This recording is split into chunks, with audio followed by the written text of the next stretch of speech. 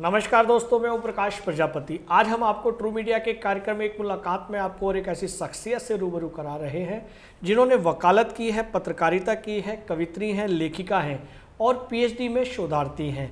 आप हैं दीपा गुप्ता जी। दीपा गुप्ता जी, आपका ट्रू मीडिया के कार्यक्रम एक मुलाकात में स्वागत है।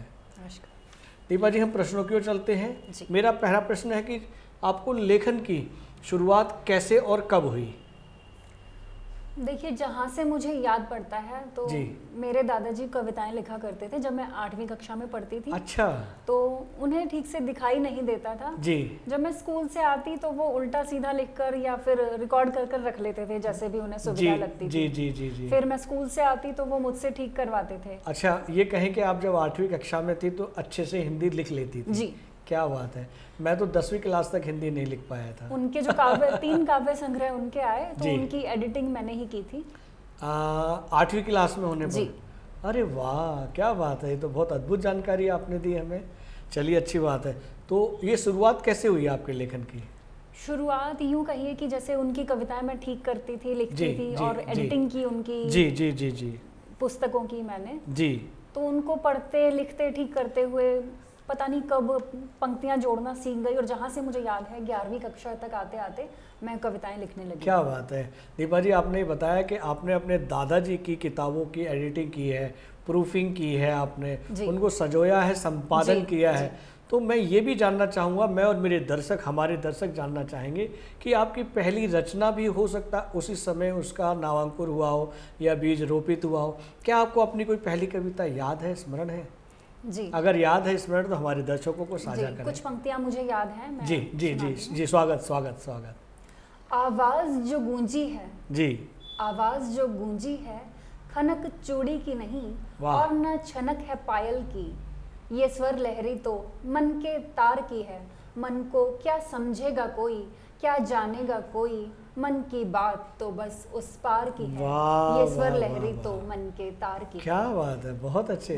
आपने उस समय इतनी अच्छी कविताएं लिखी, इतनी बढ़िया, मन को सूझने वाली कविताएं, बहुत बढ़िया। शुभकामनाएं आपको ट्रू मीडिया परिवार की ओर से। तो यहाँ पर एक यकायक प्रश्न बन रहा है दीपा जी, जैसा कि आपने लगभग, मुझे लगता है 28-30 साल हो गए होंगे इस बात को, जो दादाजी की आपने पुस्तकें एडिट की है या उनको सुधारा है, संवारा है, सजाया है। तो उस समय, यानी कि कहें 30 वर्ष पहले, 3 दशक पहले की जो कविताएं आपके दादाजी लिखते थे या दादाजी के समय में कविताएं लिखी जाती थी और वर्तमान में जो कविताएं लिखी जाती हैं या हमारे साथी मित्र लिख रहे हैं, उस दौर की कविताओं में और आज के दौर की कविताओं में क्या परिवर्तन है, क्या फ़र्क है, हमारे दर्शकों को साझा करें। मैं देखती हूँ कि आज की कविताओं में गंभीरता का अभाव है जी। और शब्दों का जो मायने होते थे, अर्थ होते थे, वो बदल चुके हैं बिल्कुल जी। और वो शब्द ही नदारद है बिल्कुल। जी जी जी। जो मतलब आप ये कहना चाहते हैं कि पहले की रचनाएं खुद स्वयं एक संदेश दिया करती थी, वो शब्द संदेश दिया करते थे।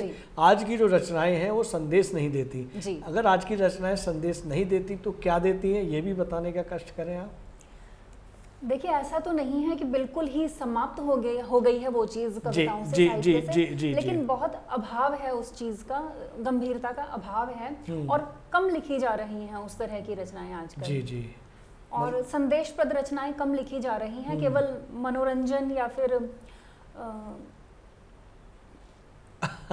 ठीक है, हम समझ गए आपके मौन को, आप क्या कहना चाहते हैं। चलिए हम आगे बढ़ते हैं प्रश्नों की ओर। चुटकुलेबाजी ज़्यादा है। चलिए, आपने कह ही दिया तो मुझे लग रहा था कि आप इससे शब्द को मौन रखना चाहेंगे।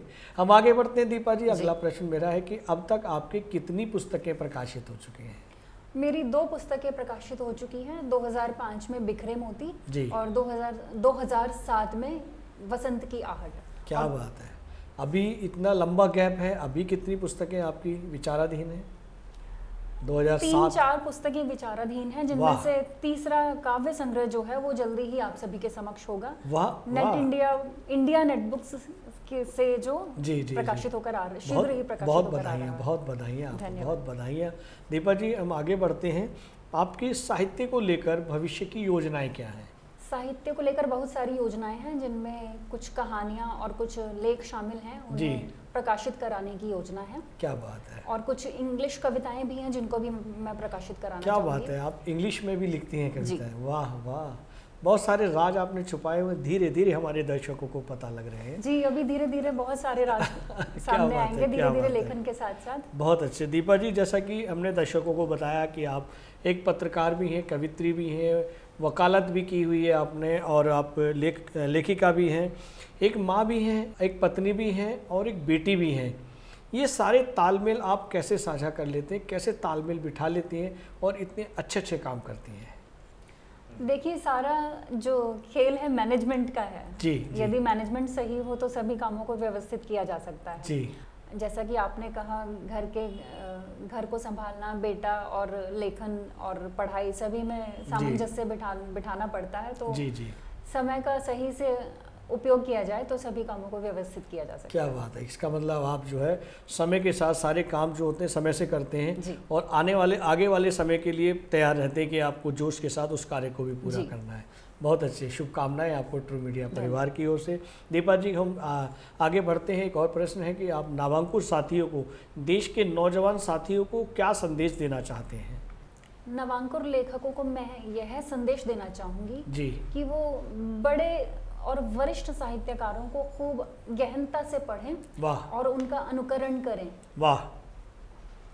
तभी उनके लेखन में निखार आ पाएगा। क्या बात है, ये तो बहुत अच्छी आपने सार्थक बात बताई है कि जब तक खूब अपने वरिष्ठों को और अपनों को नहीं पढ़ेंगे तब तक हमारे शब्दों में शुद्धता नहीं आएगी, व्याकरण का हमें जानकारी नहीं मिलेगी, और जो कविता के लेखन का जो मीटर होता है जब तक वो जानकारी नहीं मिलेगी और हम अच्छा नहीं लिख पाएंगे और मीटर में नहीं लिख पाएंगे। बहुत अच्छी जानकारी दीपा जी आपने दी है। चलते चलते हम चाहेंगे कि आप हमारे दर्शकों को कोई अपनी प्रिय रचना सुनाएं। अगर रचना याद नहीं है तो कुछ चंद लाइनें हमारे दर्शकों को सुनाएं। कुछ मेरी प्रिय पंक्तियां हैं। जी जी जी, स्वागत है, स्वागत है। कहते हैं हम खुदा जिसे खुदा की शख्सियत में आया तो नहीं नजर, वाह। यूं शक नहीं उसकी खुदाई पर, यूं शक नहीं उसकी खुदाई पर, हो जाते जो रूबरू एक बार, दराज हो जाता यकीन। वाह वाह वाह वाह, क्या कहने, क्या बात है आपने दीपा जी। बहुत अच्छी रचना सुनाई हमारे दर्शकों को, और आपने हमारे ट्रू मीडिया के कार्यक्रम एक मुलाकात में अपना बेशकीमती समय दिया, उसके लिए बहुत बहुत धन्यवाद।